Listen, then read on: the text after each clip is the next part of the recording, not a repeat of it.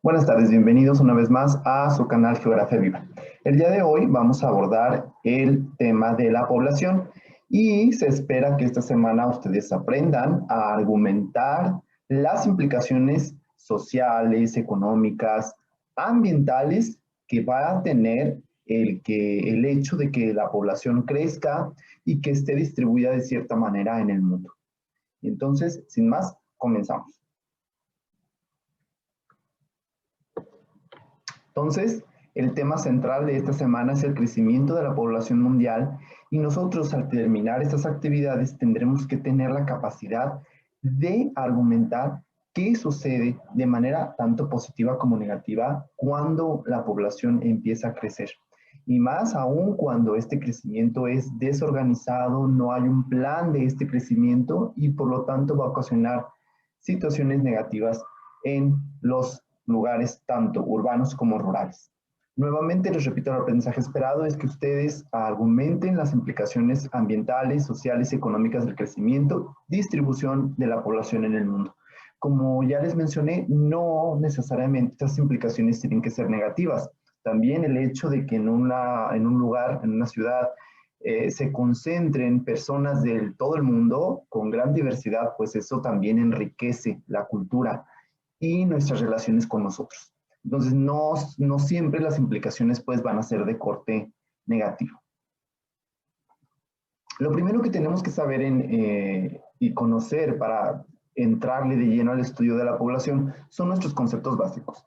Primero, hay una ciencia que se llama demografía, que se encarga específicamente de estudiar la dinámica, composición y estructura de la población. Esta es la ciencia encargada pues de hacer estos cálculos, estas mediciones, estas proyecciones y que nos dice a través de datos, de indicadores, de cálculos matemáticos, cómo está la población, dónde está concentrada, cuántos somos, de qué género, ¿sí? De qué edades. Esto lo va a hacer la demografía. La geografía tiene una ciencia auxiliar que se llama geografía de la población. Hace lo mismo que la demografía, pero la geografía de la población va a centrar su interés o su estudio en el territorio.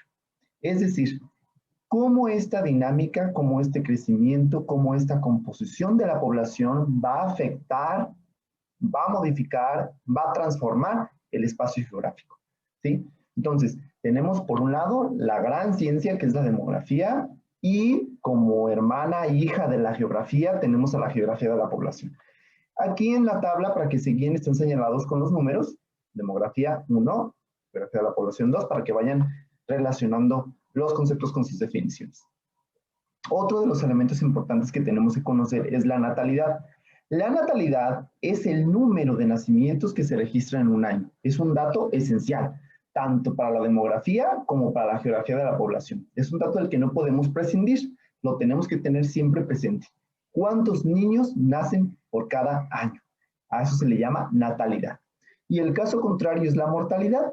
¿Cuántas defunciones, muertes, se registran en un año y en un territorio? La edad y el sexo. La edad y el sexo son las características de la población que van a definirla o van a estructurarla por género o por número de años que tiene, ¿sí? Entonces, tantos hombres, tantas mujeres de tanta edad. Entonces, tenemos tantos niños de 0 a 5 años. Tenemos tantas niñas de 0 a 5 años. Y entonces, ahí, con esos datos, yo puedo hacer una pirámide de edad que me muestra la composición de la población, ¿sí? Es decir, cuántos somos, pero además de cuántos somos, qué género somos y de qué edad. ¿Sí? Entonces, esa pirámide, ese gráfico que lo vamos a ver en la siguiente cápsula, nos va a mostrar cuántos somos, quiénes somos y de qué edad. ¿Sí? La esperanza de vida.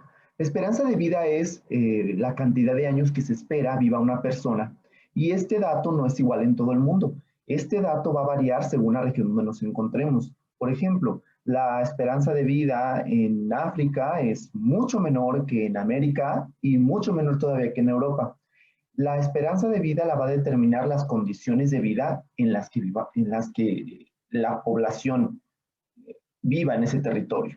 El hecho de que tenga acceso a servicios de salud, a hospitales, a escuelas, a medicamentos, bueno, eso va a elevar muchísimo este dato, los años que se espera vivir una persona.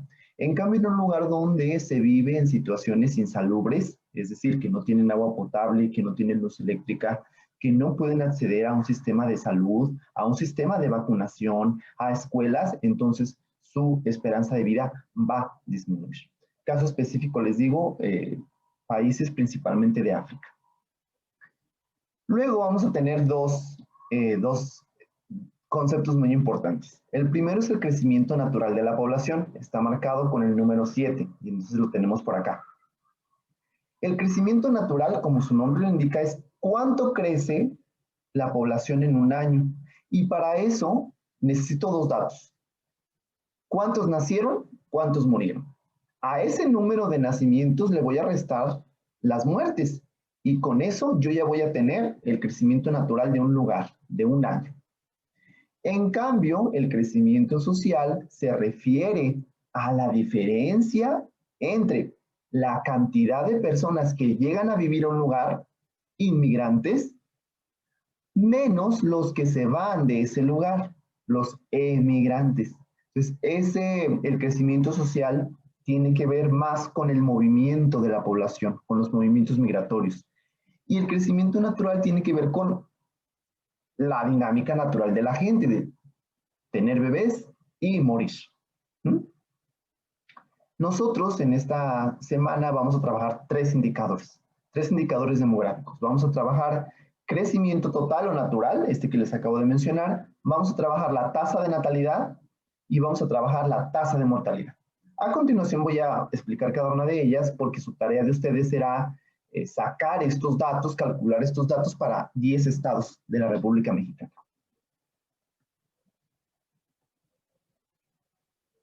Bien, entonces, ¿cómo sé o cómo yo conozco estos datos de nacimientos, de funciones, cuántos somos, dónde estamos, en dónde vivimos, qué religión practicamos, nuestra formación académica, hasta qué edad cursé de la escuela, si tengo alguna discapacidad, si hablo alguna lengua indígena o alguna lengua extranjera? Bueno, eso me lo va a decir el INEGI. El INEGI es la institución en México encargada de registrar toda la información geográfica y estadística de nuestro país y lo obtiene mediante un censo. El censo se realiza cada 10 años en nuestro país y es un cuestionario muy extenso donde se nos va a preguntar casa por casa estos datos que ya les mencionaba. Cómo vivo, si mi casa es rentada, es decir, me van a preguntar de todos los aspectos de mi vida. Educación, vivienda, ingresos económicos, trabajo, ¿sí? Y esos datos son cada 10 años porque el abanico de información es tan amplio que, bueno, por eso el tiempo que se toma para realizar entre uno y otro es de 10 años, para poder tener bien concentradas, bien solidificadas estos datos. Pero en 10 años, como ustedes podrán darse cuenta, en 10 años la población puede cambiar mucho.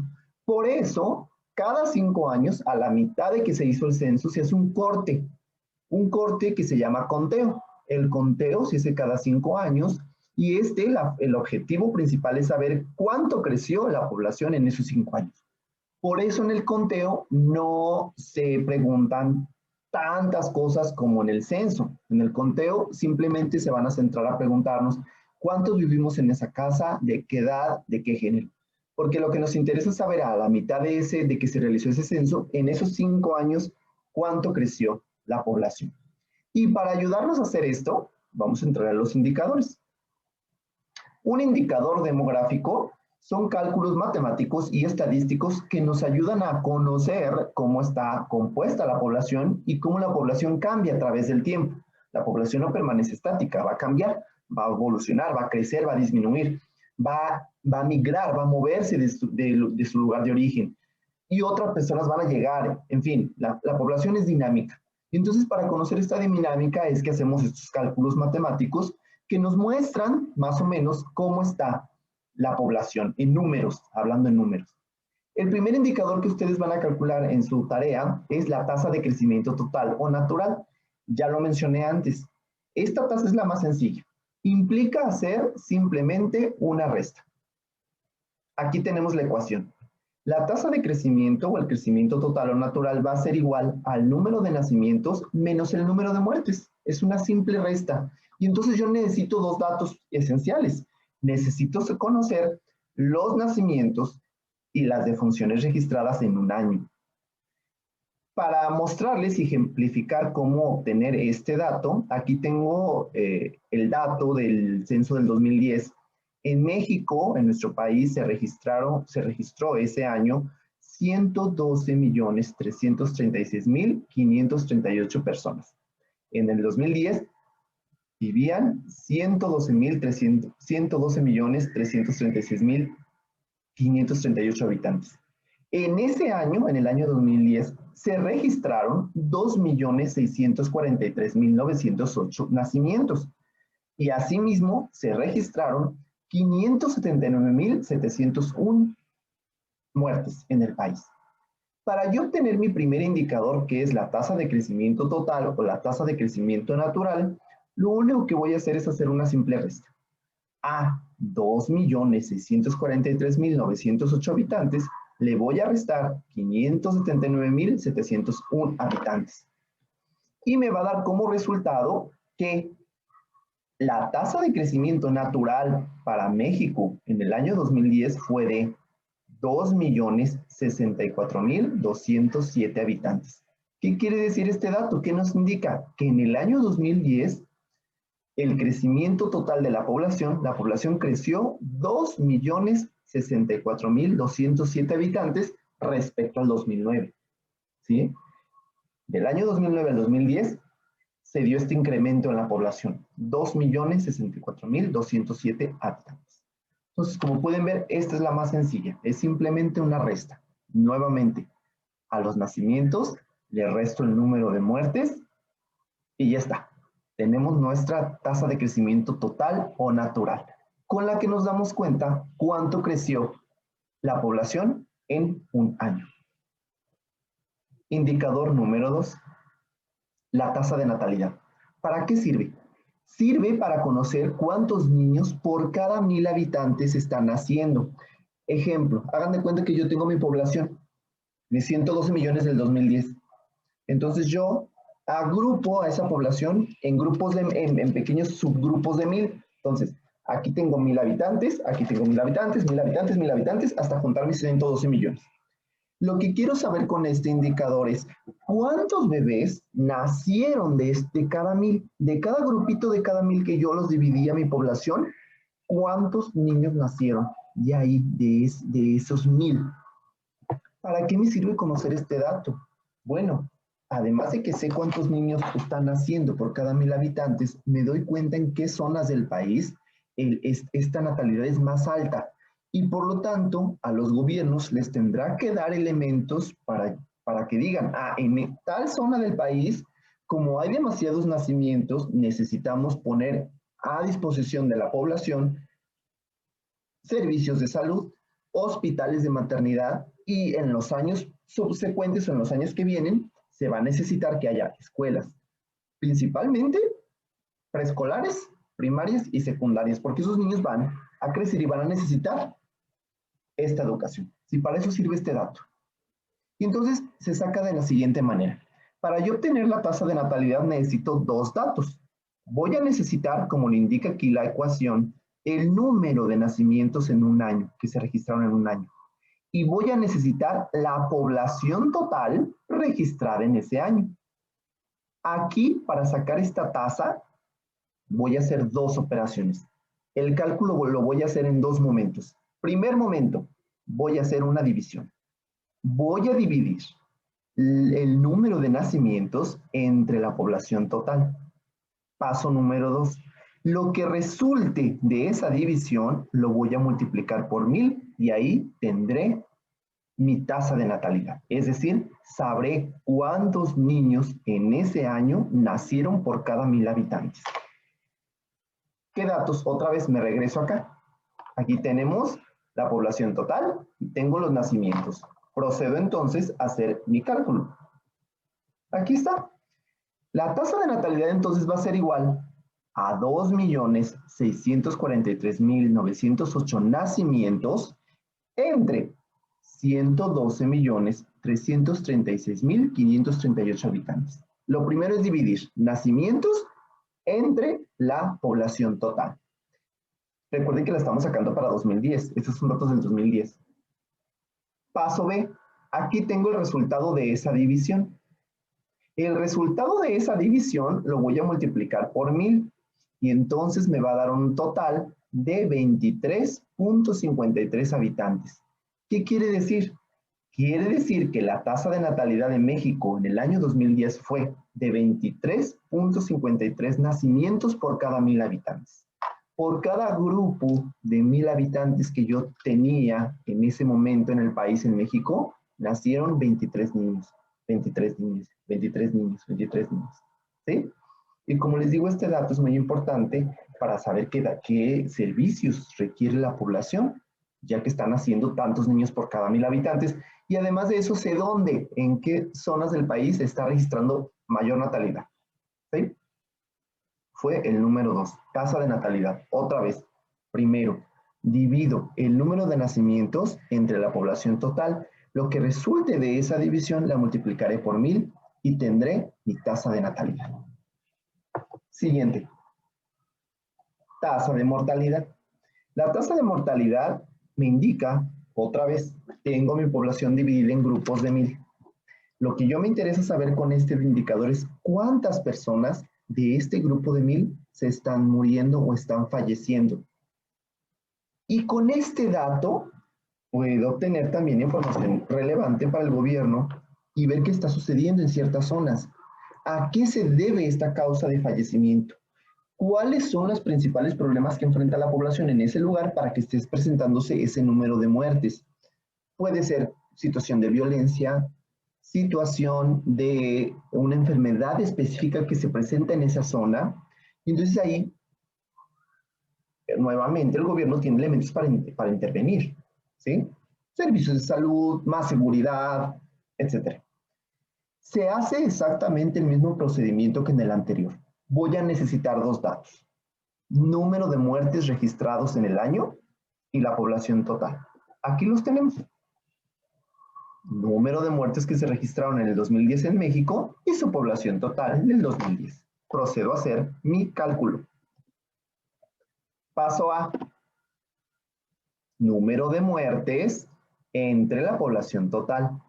Es decir, voy a dividir 579.701 muertes entre 112.336.538 habitantes registrados en el año 2010. El resultado de esa división es 0.0051 60 39 58. Ese resultado de esa división la voy a multiplicar por 1000. Y resulta que yo tengo al final 5.16 habitantes. ¿Qué quiere decir?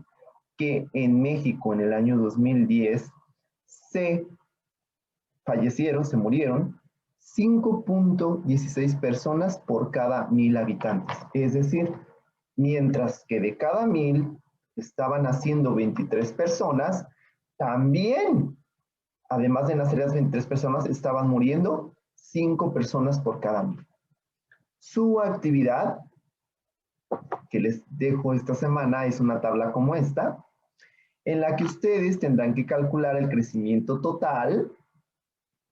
Ya dijimos, nacimientos menos defunciones, fácil, y sale. La tasa de natalidad, nacimientos entre el total de habitantes por 1000.